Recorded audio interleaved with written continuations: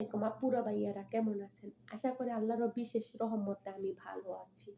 মোটামুটি, বেশি একটা ভালো না। যেমন দেখেন আজকে খাবার হয়েছে চাশনি, পাটিসাপটা ভাজি, সাদা ভাত। কারণ প্রতিদিন মুরগি ভালো লাগে না খেতে। তার জন্য তারপরে একটু সমস্যাতে আছি, বাড়ি টেনশন। তার জন্য আরো বুঝছেন ভাইয়ারা। টেস্ট করে দেখি। হুম।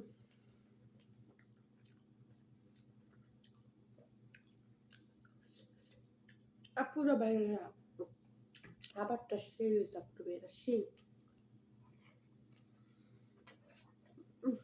হুম।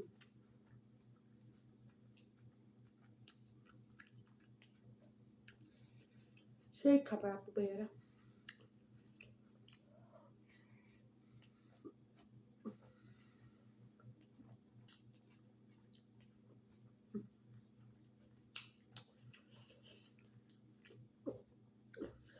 আজকে মনে হচ্ছে বাংলাদেশ খাবার খেয়েছি।